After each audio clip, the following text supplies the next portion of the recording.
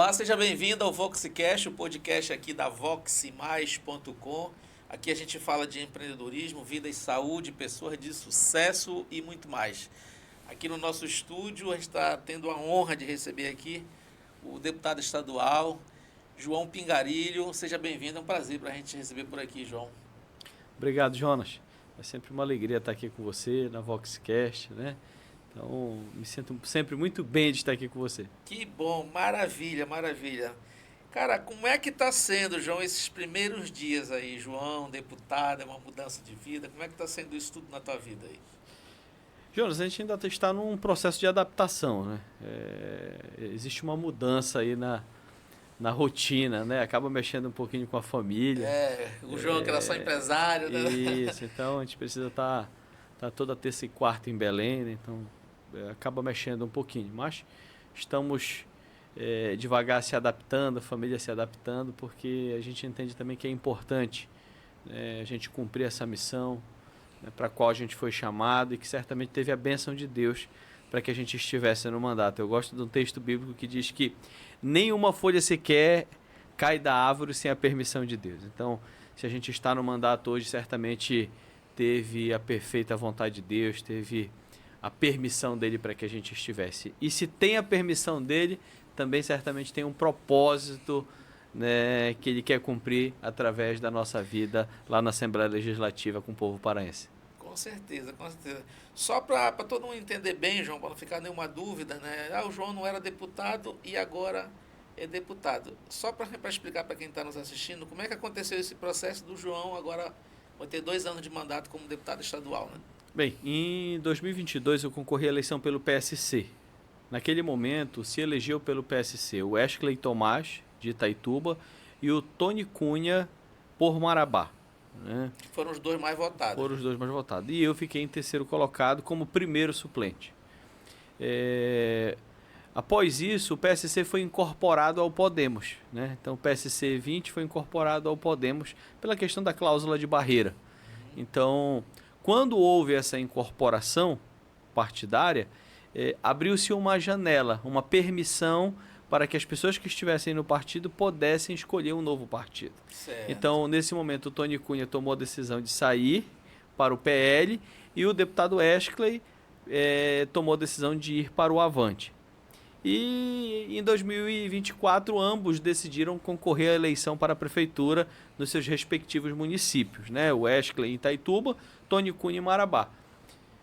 E aí eu fiquei privilegiado, né? Tendo 2 possibilidades de assumir a Assembleia Legislativa, né? Eu esperava muito a vitória do Wesley Tomás em Itaituba e tive a grata surpresa de ter a vitória do deputado Tony Cunha à prefeitura de Marabá. Porque estava melhor nas pesquisas. Ele estava bem nas pesquisas, melhor, né? Mas política é algo muito dinâmico, né? A coisa ela muda muito. Então, o Wesley não pôde chegar à prefeitura, né, de Itaituba. Ali o Nicodemos alcançou o mandato, mas o Tony Cunha ganhou em Marabá. E quando o Tony Cunha ganhou em Marabá, ele precisou renunciar ao mandato de deputado, e aí nesse momento a Assembleia Legislativa me chamou na condição de primeiro suplente para assumir definitivamente o mandato de deputado estadual. O que é automático, né? O que é que a lei também determina, né? Aí Isso. o primeiro suplente entra e aí entrou o João, que já foi diplomado, já está tudo sacramentado, né, João? Na verdade, quando você fica na condição de suplente, você é eleito suplente, né? Então, não é que você não se elegeu, você foi eleito suplente. Até para ser suplente, precisa ser eleito. No né? meu diploma existia exatamente isso, que eu fui eleito primeiro suplente de deputado estadual. Então, na saída de qualquer um dos deputados, eu assumiria, né, o mandato. E aí, hoje eu não sou suplente que assume a vaga, eu sou deputado de fato, né? De fato. Não estou assumindo uma suplência. Pronto. E como é que são as sessões, João, lá, os dias de sessões lá na Alepa? Bem, as sessões são toda terça-feira, né? E aí também existem os trabalhos das comissões, né? E muita coisa também você precisa estar resolvendo nas secretarias do Estado, nas articulações. As sessões em si são terça, mas não quer dizer que a gente trabalhe só na terça, né? Tem as comissões e, acima de tudo, as demandas, mas acima de tudo, as visitas nos municípios da região, que é onde você representa. Até as pessoas me perguntaram muito, João, e agora tu vai morar em Belém? Eu digo, de forma alguma. Minha base é Santarém, né? Minha família é Santarém, meus negócios estão em Santarém.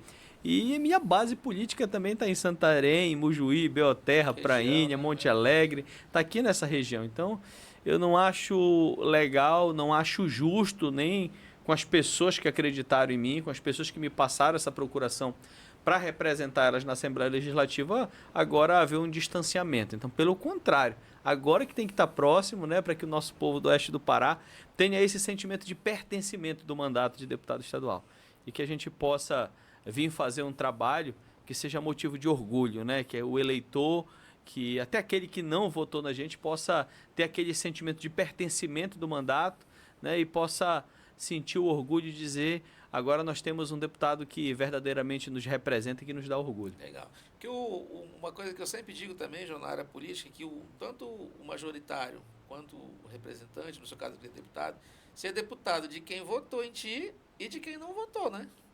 Exatamente. O majoritário também, né? Ele é o prefeito, ele é o governador de quem votou nele e também de quem não votou. Né? Eu penso que a partir do momento que finda a eleição, você tem que entender a responsabilidade que você tem e o cargo que você está ocupando. Então, você não pode trabalhar em prol de parte da população. Você tem que trabalhar. Eu sempre falo que eu sou deputado do Pará. Mas, naturalmente, a minha principal atuação e a minha dedicação é pelo oeste do Pará. É pela minha região. Até porque, né, Jonas, são 41 deputados. Então, poxa, que cada um possa lutar pelos interesses da sua região. E eu entendo que a própria legislação, quando ela monta toda essa estrutura, é para isso, porque nenhum deputado conseguiria acompanhar todo o Estado. Então, eu preciso lutar, né? Por exemplo, minha votação foi muito expressiva em Santarém, tive 12 mil votos em Santarém.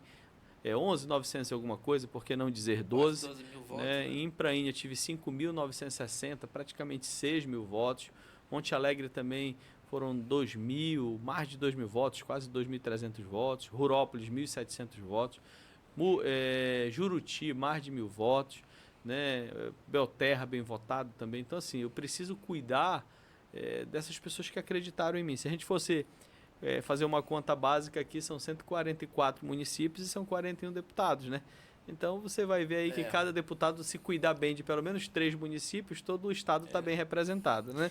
Isso era uma coisa que eu ia te perguntar. Nessa bancada que tem hoje, na tua opinião, as regiões, elas são bem representadas? Ou tu acha que existe assim, se poderia ter algum candidato, algum deputado de alguma outra área? Assim? Olha, Jonas, eu vejo que a nossa região do oeste do Pará, ela representa 25% do eleitorado do Pará, né? Quando fala de oeste do Pará, entende-se a região do Baixo Amazonas, a região do Xingu e a região do Tapajós, né? Sendo a principal cidade do Baixo Amazonas Santarém, principal cidade do Xingu Altamira e a principal cidade do Tapajós Itaituba. Essa região do oeste, ela compreende 25% da população e, naturalmente, do eleitorado do Estado. Então, se a gente fosse fazer também uma matemática básica, 25% das vagas de deputado, no caso 41, deveriam ser dessa região, para que a gente pudesse dizer agora que a gente está muito bem representado, ou seja, 10 vagas. 10 vagas era para ser ocupado pela nossa região. Eu não vejo que a gente está ruim, eu acho que a gente avançou até bastante, porque olha, hoje aqui em Santarém tem eu e a Maria. Em Itaituba nós temos o Wesley, me ajuda a conferir, 3. Nós temos o Ângelo Ferrari em Oriximiná. Temos o Heraldo Pimenta em Uruará. Me lembra se eu estou esquecendo de alguém. Eu acho que é isso, né? Não lembro. O Josué Paiva também atua muito aqui na região. 6. Então nós... Acho que não tinha ninguém. Deputado federal, nós temos 17 deputados federais, né, no estado, que representam o estado do Pará lá no Congresso. Então, se a gente fosse também fazer a mesma conta, a gente deveria ter pelo menos 4 deputados federal. Temos hoje o deputado Anderson Pinto, né, que é muito atuante, muito presente em Santarém na região. Temos também o Faleiro, o deputado Ayrton Faleiro, né? Mas temos também o Júnior Ferrari aqui em Oriximiná. Então, temos 3, estamos no déficit de 1. Então, eu vejo... Estamos mais avançados para federal. Sim. Para federal estamos mais bem representados do que para estadual, né? Mas assim, o que eu vejo? A gente já chegou a um período, você lembra disso, que nós não tínhamos nenhum representante. Então, avançamos muito avançamos muito, mas ainda temos muito a avançar. Eu penso que o eleitorado daqui da nossa região precisa sempre fazer a escolha por candidatos daqui. E aí eu vou dar um exemplo. Santarém. Nós temos a Maria, que pensa a política um pouco mais à esquerda. Temos o João Pingarilho, que hoje também está no mandato, que pensa a política um pouco mais à direita. A gente precisa dar atenção para os candidatos daqui, né? E não permitir que os candidatos que venham de fora venham só usar Santarém, venham só usar a região como curral eleitoral, como complementação de voto. Temos o deputado federal Anderson Pinto, né? Que também pensa a política um pouco mais à direita. Temos o Ayrton, que pensa a política um pouco mais à esquerda. Ou seja, a população, que parte dela pensa um pouco mais à esquerda e que também pensa um pouco mais à direita, ambas têm opções. E certamente vão sair também aí outros nomes, candidatos a deputado estadual, candidato a deputado federal. E eu acho legítimo isso, né, que venham outros candidatos.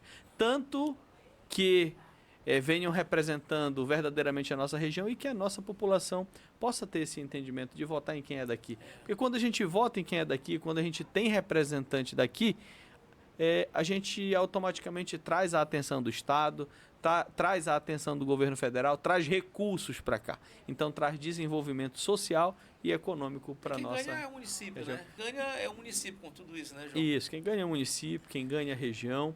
Eu só acho, Jonas, que a gente precisa fazer um trabalho de tornar, de fato, Santarém, Belterra e Mogi dos Campos uma região, de fato, metropolitana, onde esses 3 municípios aqui que estão muito ligados, eles possam se comunicar muito melhor, né? Vamos discutir distrito industrial, que os 3 prefeitos possam sentar junto com os representantes da região. Se vamos discutir área portuária, que os 3, porque quando se fala, por exemplo, do próprio agro, Mojuí e Belterra representam muito mais a área de produção do que Santarém. Mas lá fora só se fala de Santarém. Então eu acho que a gente precisa trabalhar mais essa questão dessa unidade da região para que a gente possa lutar pelo desenvolvimento. É isso, acho que é bem por aí mesmo.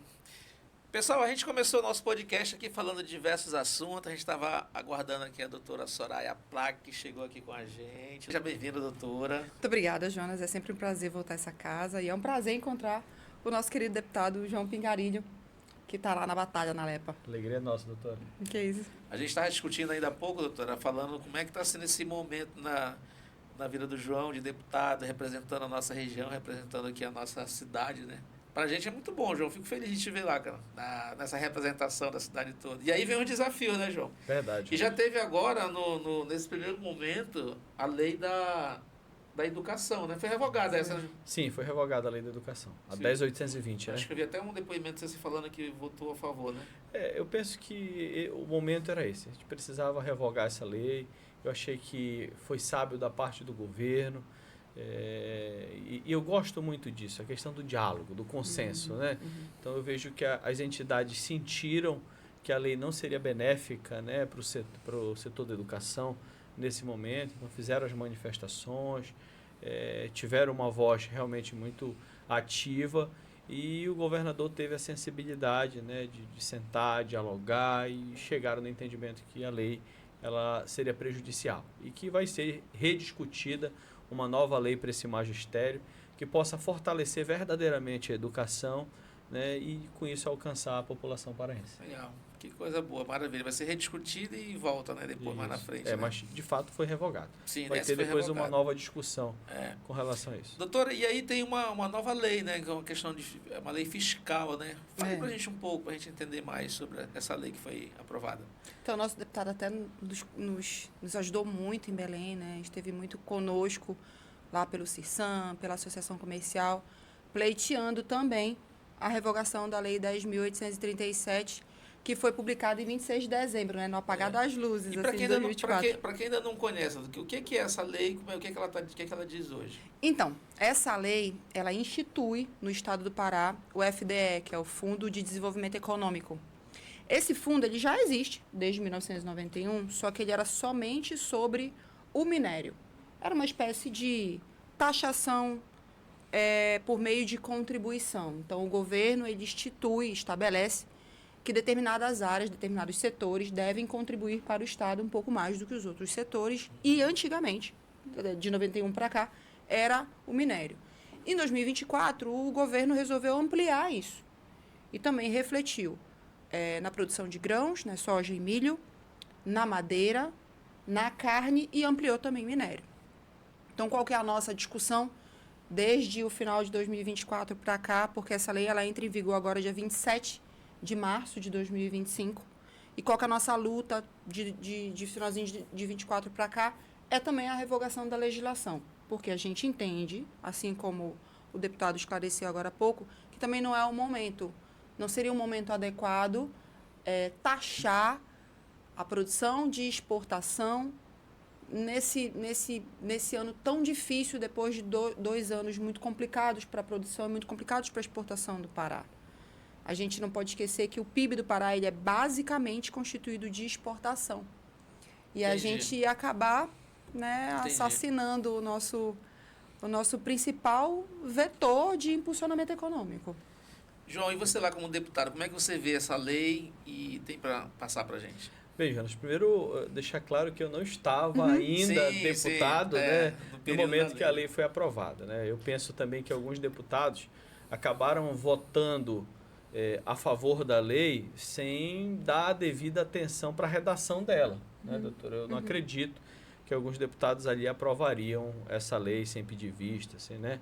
Então, não estou aqui querendo defender os pares, mas eu, pelo que eu tenho conversado, alguns realmente passaram batido. Até porque na redação, ficou entendido como se ela fosse até facultativa, né? Tinha um trechinho que deixava como se essa contribuição fosse facultativa. Não voluntária. Mas o que eu entendo, Jonas? Eu reconheço que o governo do Estado, o governador Helder, tem sido um governador muito presente, sempre acessível, sempre aberto ao diálogo, né? E entendo também que o projeto do Executivo visa, né, a criação do fundo, né, dessa contribuição para que ele possa continuar investindo em infraestrutura.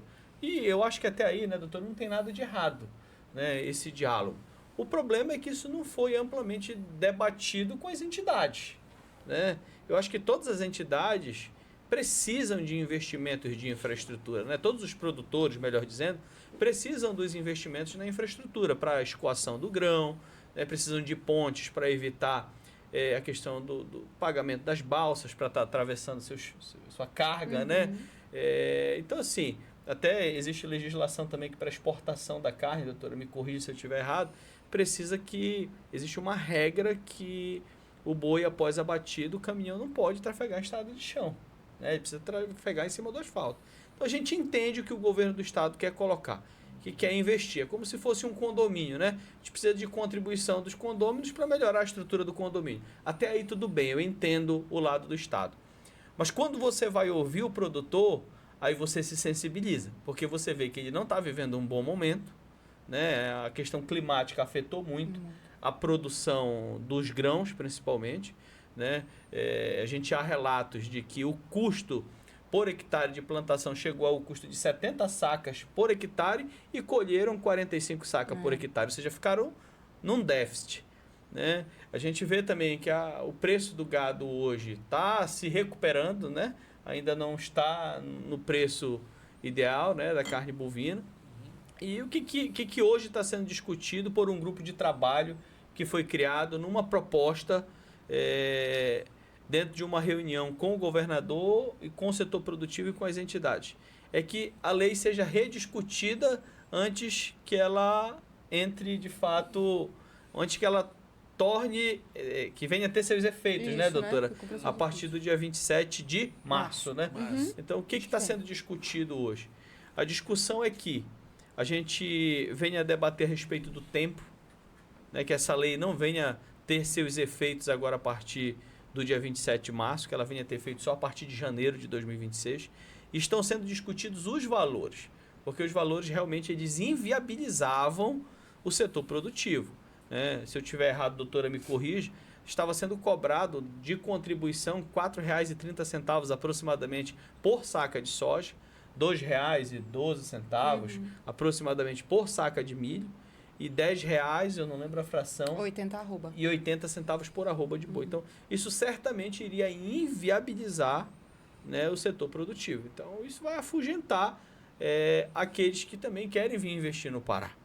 Além de inviabilizar os que estão, afugenta aqueles que querem vir para o Estado. O que vai ser, o que está sendo rediscutido, e a doutora pode contribuir com a gente também, nessa nova proposta do setor para o governo. Tá? Lembrando que isso vai precisar voltar para a Assembleia Legislativa para ser aprovado, né? Para que esse acordo realmente venha ter seus efeitos. Eu entendo, e aqui eu quero manifestar a minha opinião, o ideal seria a revogação da lei. O ideal seria a revogação da lei e que, com calma, o governo, junto com a Assembleia Legislativa, junto com o setor, pudesse rediscutir essa lei. Mas vejo também que a gente tem uma oportunidade de rediscutir ela e alterar ela ainda antes que ela tenha seus efeitos, né? Então, acho que a doutora pode contribuir muito, né, com o que tem sido tratado no meio desse grupo de trabalho. Doutora, a questão da lei, ela é questão de revogar, que a senhora hoje representa o CISAM, né, que é o Sindicato dos Produtores Rurais, e a Associação Comercial, né? Eu também sou da Associação Comercial. Isso. E como é que vocês estão vendo a execução dessa lei? Pois é, e olha que interessante, assim, Jonas e deputado. A batalha contra a lei, ela partiu de Santarém. Santarém lutou muito. Deixa eu fazer uma observação, me perdoe. Imagina. Na reunião que a gente teve com o governador, Santarém foi destaque. Né? E aí eu quero aqui realmente enaltecer o nosso povo de Santarém, o corpo técnico, jurídico, doutora Soraya, né? Toda a equipe que estava representando o agro lá mostraram muito conhecimento de causa, com justificativas realmente plausíveis, que sensibilizaram o governador a abrir esse grupo de trabalho para rediscutir a lei. Então, foi muito importante a presença, né, dos representantes de Santarém, e aí eu volto a falar, não só de Santarém, mas de Santarém, Mujuí e Belterra, né, porque a maior parte da produção está em Mujuí e Belterra, para sensibilizar o governo do estado. Porque senão essa lei ia passar e daqui para março a gente estaria sofrendo as consequências dela. Mas desculpa, doutora, eu só queria fazer essa observação. É isso mesmo, deputado. O pedido de reunião partiu de Santarém. Eu lembro que a gente estava numa reunião lá no sindicato, no CISAM, junto com um dos outros deputados, que é o deputado Fábio Freitas, e a gente pediu uma reunião lá na comissão que recebe esse tipo de lei, que é a Comissão da Agricultura, que é a CAIC. E a gente pediu, né, como cidadãos, como membros da sociedade, vamos fazer uma reunião com a Secretaria de Fazenda, para que a Secretaria de Fazenda explique essa legislação, porque ela foi uma legislação tão delicada que os deputados não compreenderam de fato. A carta, inclusive a correspondência de justificativa dela encaminhada pelo Poder Executivo, era no sentido, olha, ela vai ser uma contribuição por adesão. Então, quem quiser aderir, adere. Quem não quiser aderir, não adere. Pela leitura da legislação, não é essa. Como normalmente acontece com legislações desse a caráter. adesão, ela seria que pagaria o imposto quem quisesse? Isso. Se você, como produtor ou como exportador de carne, quisesse aderir, você aderiria. Mas não é a redação da lei. A redação da lei é assim, ó. A exportação no Brasil ela é desonerada. Então, não existe uma tributação pesada em cima da exportação, porque uma das características do país é exportar cada vez mais, porque faz parte do PIB nacional. Então, ele desonera, a cadeia toda de exportação ela é desonerada da maioria dos tributos, tá? Essa contribuição, ela vem não como tributo, ela vem como contribuição. Então, contribuição, a natureza dela é facultativa e não obrigatória. Mas na redação está escrito assim, ó, se você, produtor, exportador de carne, exportador de madeira, for beneficiário dos incentivos fiscais, ou seja, da desoneração da cadeia, você é obrigado a pagar. Então, a redação da lei é que veio capciosa.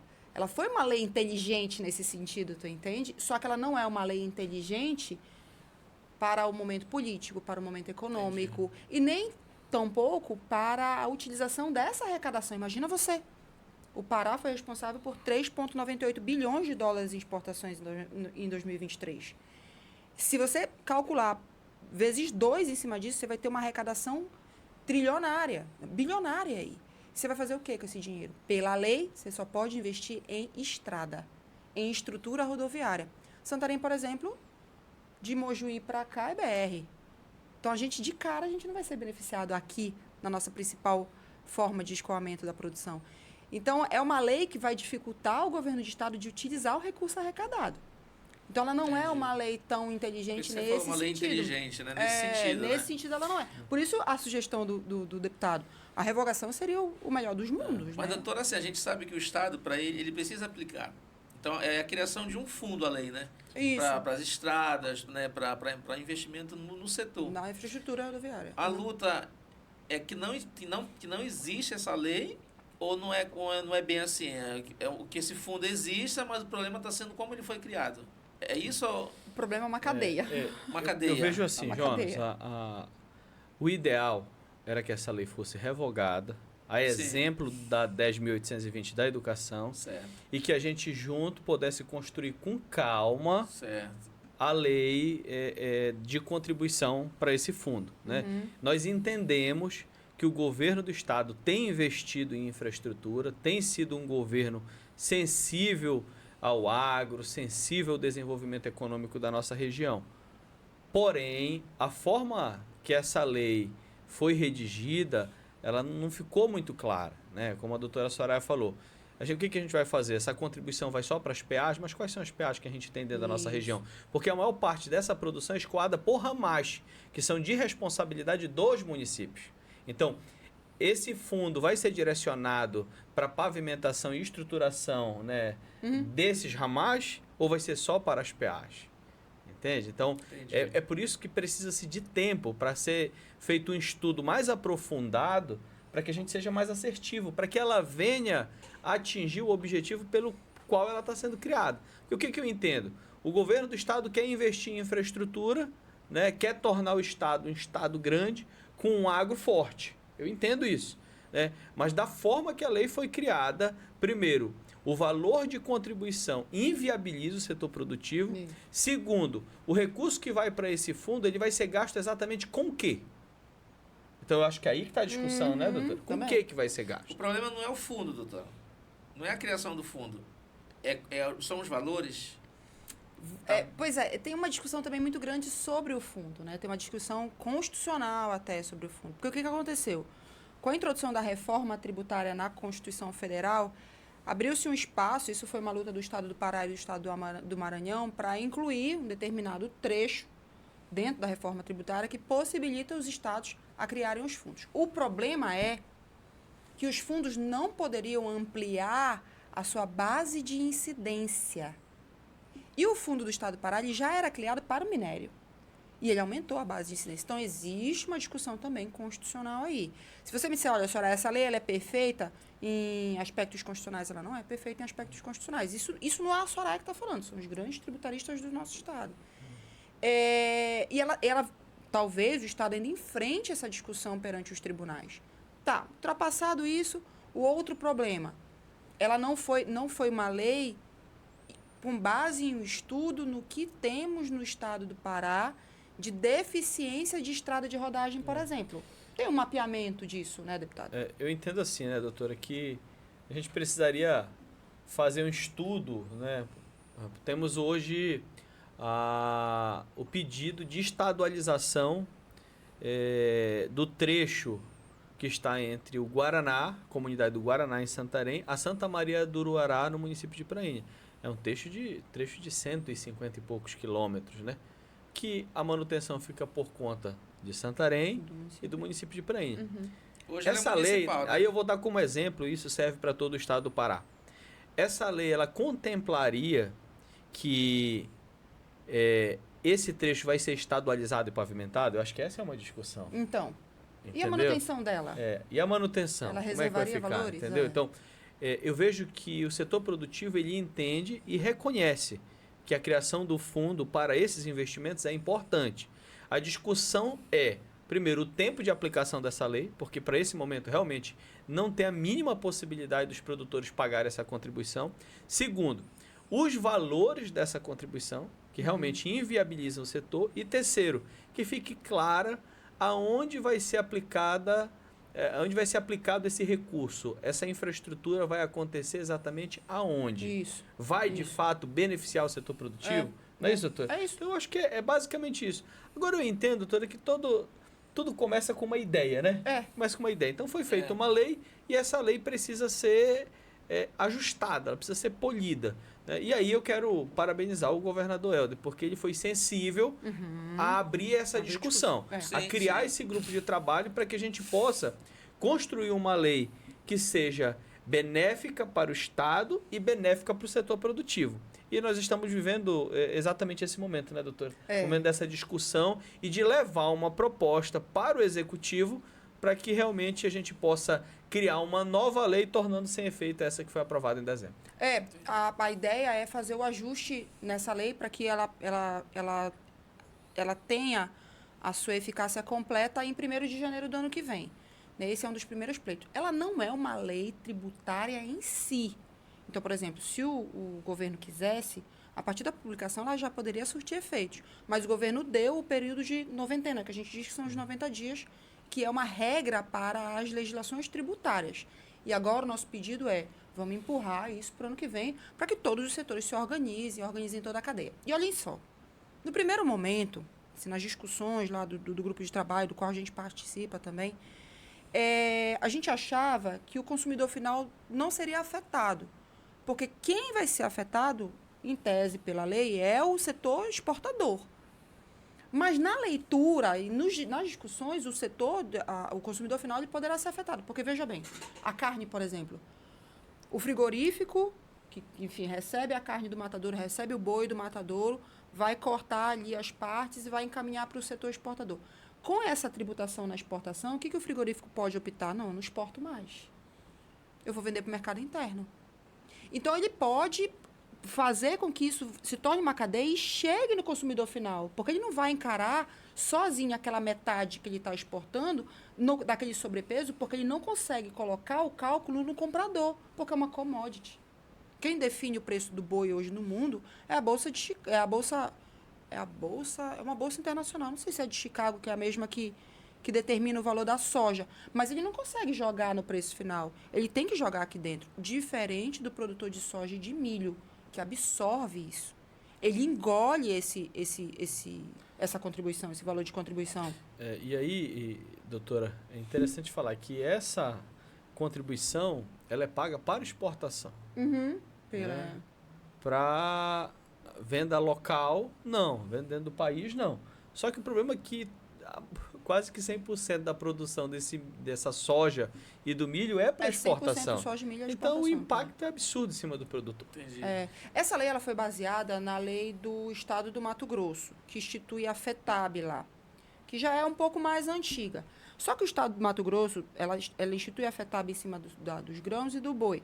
Só que grão, o Estado do Mato Grosso, ele produz 12 milhões de hectares. O Estado do Pará produz 1,2. Se você pegar o relatório da SEDAP, que é a Secretaria do Estado do Pará, que faz os relatórios de valores de exportação do Pará, 10 anos atrás a soja não entrava no cálculo. Então, a soja e o milho não entravam no cálculo. Então, é uma cultura recente. Então, a gente vai cortar a cultura já na raiz. Cortar o investimento na raiz. Doutora, a gente está falando aqui de valores. Você poderia citar alguns valores que a lei traz? Com certeza. Só para a gente ter uma noção. O valor a proposta da lei, esse valor ele é variável. Ele é um cálculo, existe uma fórmula e esse valor varia mês a mês. Então, na última vez que a gente fez a análise, era a saca da soja de 60 quilos era 4,32.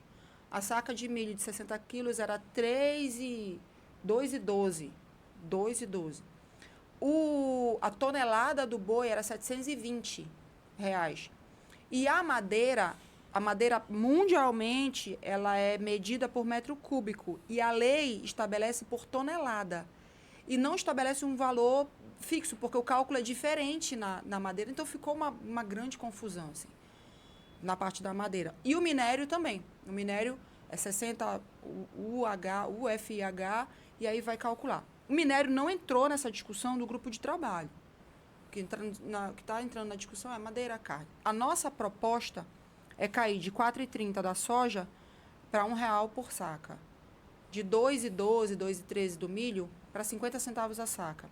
E de 380 o boi, porque se você calcular a tonelada, um boi gordo dá 500 quilos, de 380 por ali o boi para R$5 a cabeça do boi e R$3 da vaca e do bezerro.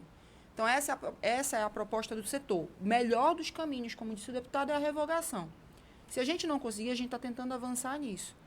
Se a gente não avançar nisso, aí com certeza o setor vai reagir. É mais difícil. Essa proposta, ela foi apresentada, como é que avançamos? Ela Como é está que sendo, hoje? ela está sendo. Já teve reunião? Como é que Teve, tá? nossa, bastante.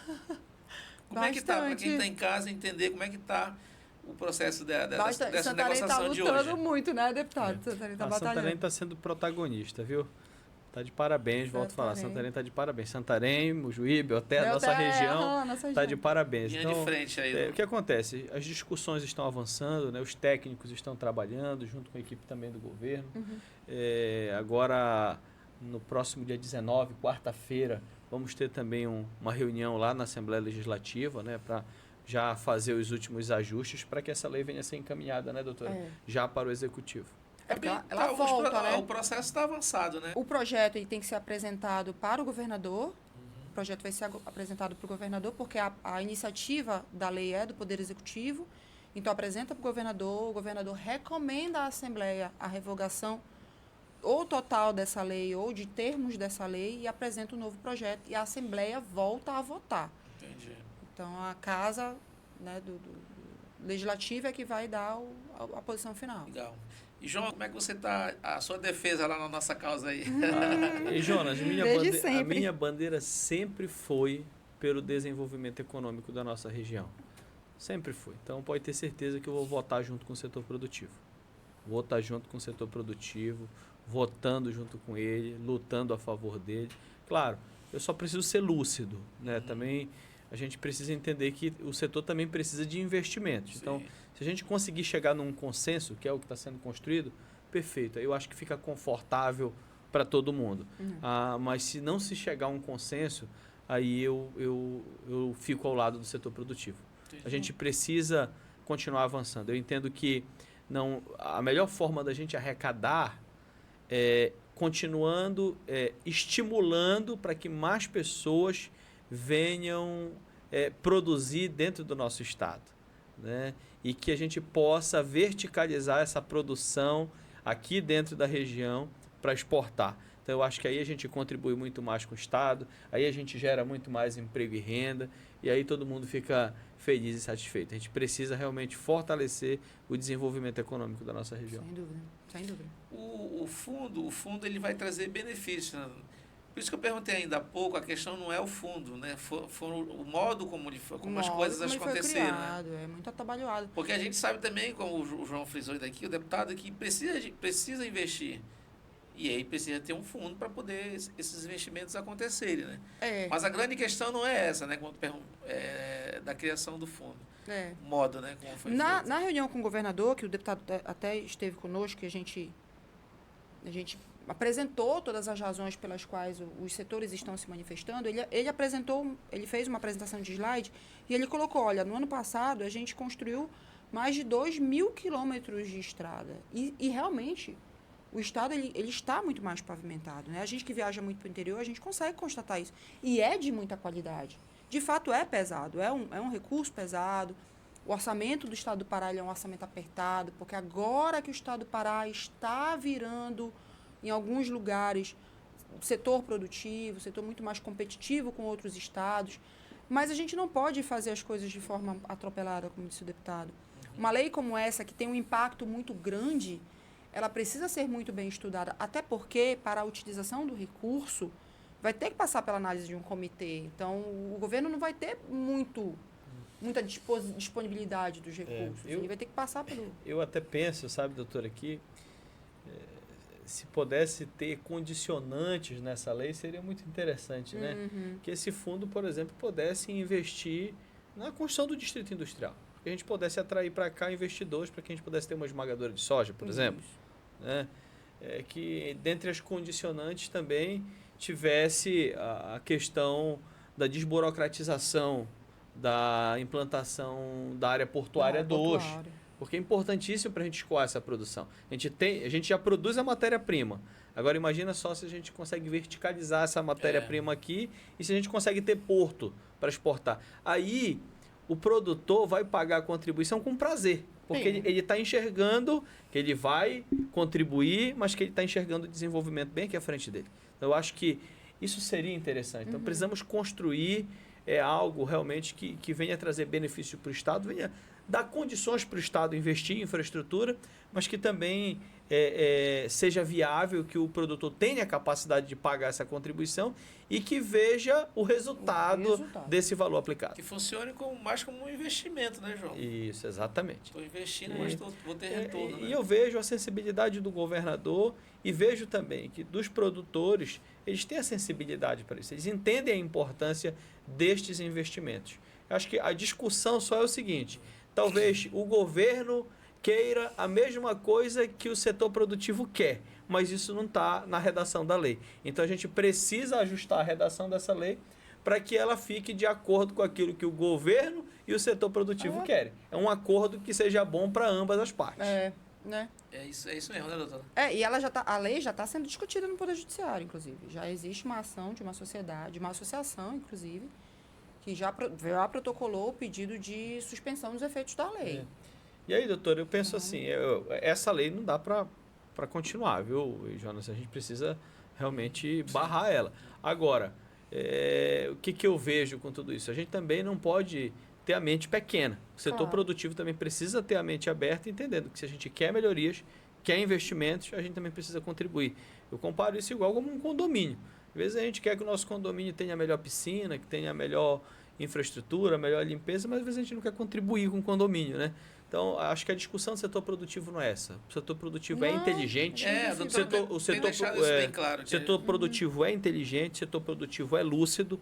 Eu só acredito que a gente precisa amarrar um acordo, um compromisso através dessa lei que realmente seja viável para o setor produtivo, que dê condições para que o Estado possa fazer os investimentos que o setor produtivo tanto merece e precisa. Né? Eu acho que o Helder, como governador, ele tem sido muito sensível aqui pela região. A gente vê a questão dos portos, né, do porto hidroviário, que construíram vários na região.